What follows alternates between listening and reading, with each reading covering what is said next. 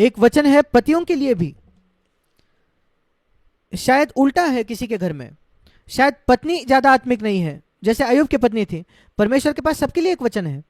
पहला पत्रस 3 अध्याय 7वां वचन, वैसे ही है पतियों, वैसे ही का अर्थ है उसी आत्मा में तुम भी बुद्धिमानी से पत्नियों के साथ जीवन निर्वाह करो या समझकर जीवन निर्वाह करो, और स्त्री को निर्बल पात्र जानकर उसका आदर करो।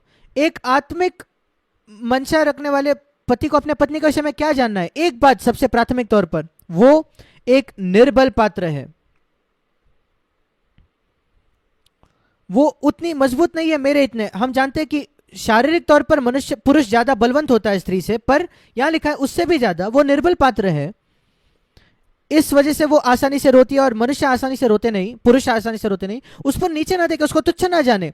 ये समझ लीजिए कि वो एक निर्बल पात्र है। अगर आप उसको तुच्छ जानो कि वो निर्बल है इस वजह से, तो फिर आप उसको कभी नहीं जीत पाओगे।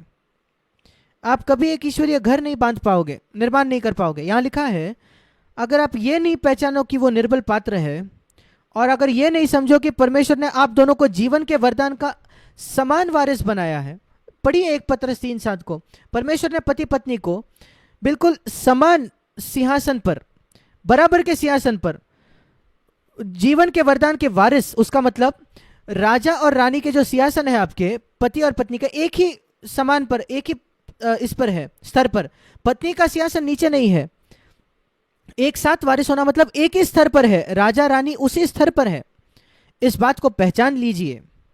ये पहचान लीजिए कि आपकी पत्नी घर की रानी है जैसे आप इस घर के राजे हो, और वो आपके बराबर है। और ये भी पहचानो कि वो एक निर्बल पात्र है। अगर आप ये नहीं करोगे तो आपकी प्रार्थनाएं, यहां लिखा है, रुक जाएंगी। इंग्लिश में लिखा है आपकी प्रार्थनाएं सुनेंगे, परमेश्वर नहीं सुनेगा। कई पतियों के, मसीह पुरुषों की प्रार्थनाएं, नया जन्म पाए हुए पुरुष, परमेश्वर उनकी प्रार्थनाएं नहीं सुनता, क्योंकि एक कारण से, दूसरे कारणों में से एक कारण यह है वो अपने पत्नी को एक उसके बराबर का वारिस नहीं समझता। वो ये नहीं पहचानता हर समय कि वो एक निर्बल पात्र है, मुझसे निर्बल है, और उसकी प्रार्थनाएं सुनी नहीं जाती। क्या आप चाहते हो कि आपकी प्रार्थनाएं सुनी जाए? तो आपके पत्नी से वैसे ही व्यवहार करें कि वो आपके समान है, और हमेशा इस बात को पहचाने कि वो एक निर्बल पात्र है। ये एक अद्भुत बात है इस प्रकार एक होना। मैं आपको एक वायदा दिखाना चाहता हूं। सबोपदेशक, सबोपदेशक एक ऐसी किताब है जो कई मसीह नहीं पढ़ते, पर यहां कुछ अद्भुत बातें लिखी है। मैं आपको बस एक वचन दिखाना चाहता हूं। सबोपदेशक उसका 4 अध्याय, और यहां लिखा है 10 से 12 वचन में 3 बातें जो एक पति पत्नी कर सकता है जब वो एक साथ होते हैं।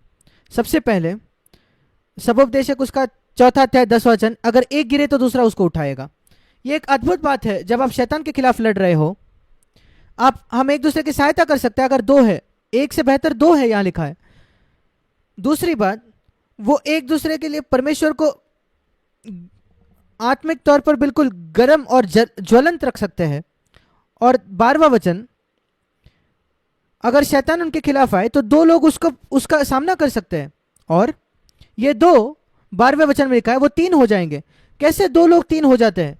यीशु मसीह उनके बीच में आ जाता है। ये अद्भुत है, वचन है, और वही परमेश्वर कर सकता है आपके लिए। मेरे प्रिय भाई और बहनों, आपके घर में। अब मैं आगे बढ़ना चाहता हूं बच्चों के विषय में कुछ बातें। माता पिता और बच्चे, विशेषकर प्राथमिक तौर पर पिता की जिम्मेदारी होती है बच्चों को परमेश्वर के मार्गों में बड़ा करना। यह बहुत स्पष्ट है। इफिसियों की पत्री उसके 6 अध्याय में लिखा है, बच्चे और अपने माता पिता के विषय में लिखा है, बच्चे अपने माता पिताओं के बात मानो, आज्ञाकारी रहो, क्योंकि ये उचित है। अपने माता और पिता का आदर करो, यह पहली आज्ञा है जिसके साथ प्रतिज्ञा भी है। इफिसियों 6:2। तीसरा वचन, कि तेरा भला हो और तू धरती पर बहुत दिन जीवित रहे।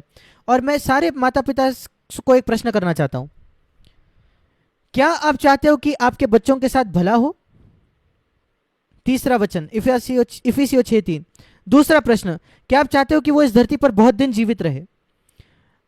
निश्चित हूं कि आप कहोगे कि दोनों प्रश्नों का उत्तर हाँ है, तो आपको यह करना है, अपने बच्चों को सिखाओ दूसरा वचन कि अपने माता पिता का आदर करें। उनको यह सिखाइए पहला वचन कि वो अपने माता पिता की आज्ञा माने, कभी अनाज्ञाकारिता को हल्के में मत लेना। एक 2 साल के बच्चे से भी मेरा यह विश्वास है बच्चे नो इस नहीं इस शब्द का अर्थ समझ सकते हैं। 1 साल की उम्र में भी वो समझ सकते हैं जब वो 1 साल के होते हैं, और वो पहचान लेते हैं। वो शायद कोई भाषा नहीं जानते, पर जब वो करने वाले और आप नहीं कहते हो, आपके आवाज के वो स्वर से वो समझ जाते हैं नहीं ये इसका अर्थ क्या है। और क्या आप जानते हो आप क्या वो क्या करेंगे? मैंने ये देखा है मेरे पोतों के साथ। जब वो 1 साल के होते हैं, हर दूसरे बार जब वो इनकार किए हुए बात के पास जाएंगे, वो पहले देखेंगे कि कभी आप देख तो नहीं रहे। वैसे हम जानते हैं कि वो संदेश समझ गए कि मुझे उसको हाथ नहीं लगाना है। वैसे ही मैं जान गया कि 1 साल का बच्चा भी ये समझता है नहीं शब्द का अर्थ क्या है। उनको ये सिखाइए आज्ञा मानना, किसी भी बात सिखाने से पहले आदर करना सिखाइए माता पिता का, और सारे उनसे बुजुर्ग लोगों का आदर करना।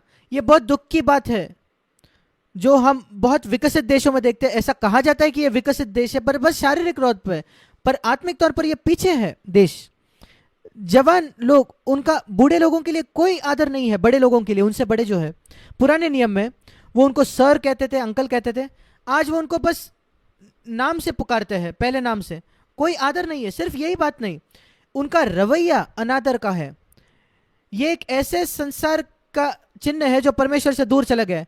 माता पिता जिनको अपने कभी पिताओं ने नहीं सिखाया कि बड़े लोगों का आदर कैसे किया जाता है।